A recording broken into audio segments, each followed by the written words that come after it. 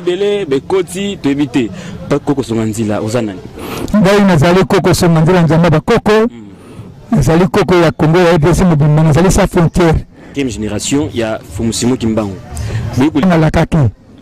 rodi vaso ko ya kama Congo ezali musakola toli azana ndile Saint Thérèse yende Kimbangu Kimbaka aya ko libérer ce peuple sous ba ila zali soda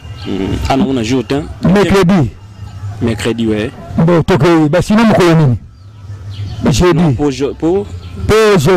pour jaune jeudi non comprend bien une autre tolobi boy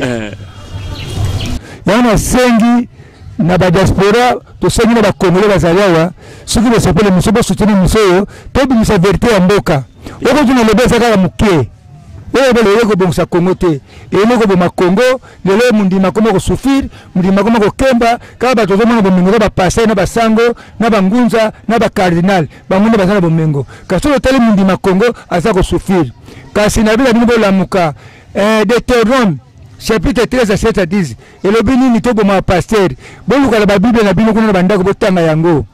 verset mi balezali 1 Corinthiens 7